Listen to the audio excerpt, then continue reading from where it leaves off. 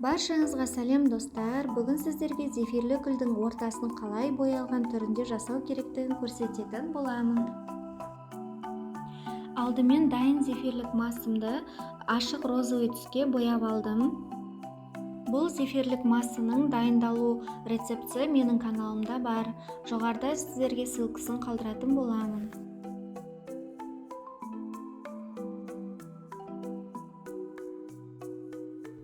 Алдымен зефирлік массамыздың жартысын кондитерлік қабымызға салып аламыз. Кондитерлік қапқа салғанда оның айналасына салатын боламыз.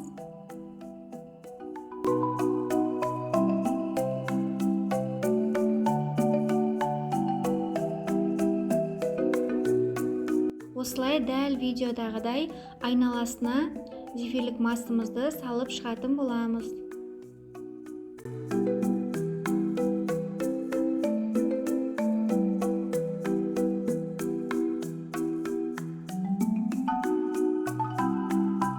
Бізде кондитерлік қабымыздың ортасы дәл осылай бос қалуы қажет.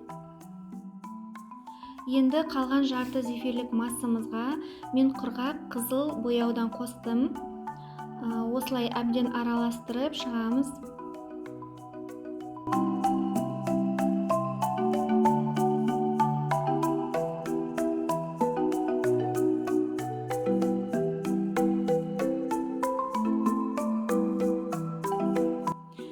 Маған түсі ашық болып көрініп тұр, сондықтан тағы да құрғақ бояудан қостым.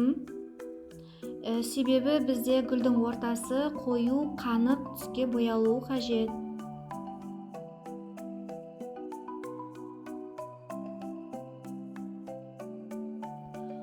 Осы массамызды кондитерлік қаптың дәл қақ ортасына саламыз.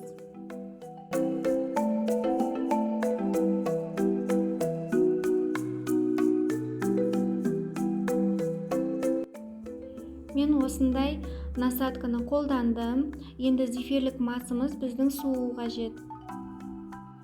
Суыған зефирлік массамызбен гүл жасағанда ортасы осылай ашық, әдемі болып шығатын болады.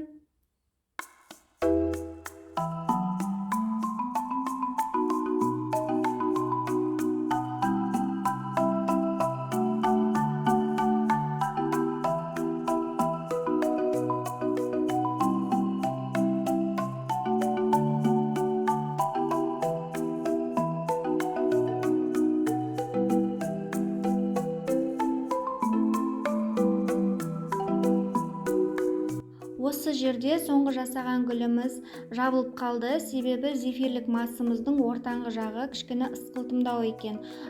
Тағы да кішкене суытамыз. Суыған соң жасаған зефирлік гүліміз осылай әдемі жабылып қалмай ашық болып шығады.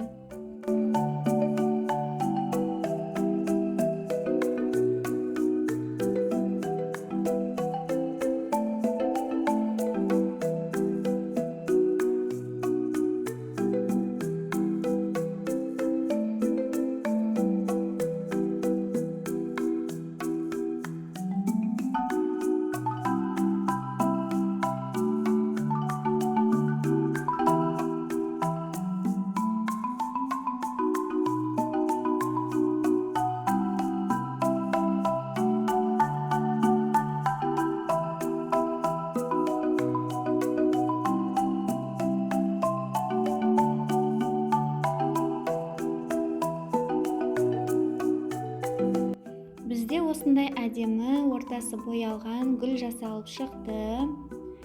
Егер ұнаса, каналыма тіркеліңіз және лайк басуды ұмытпаңыз.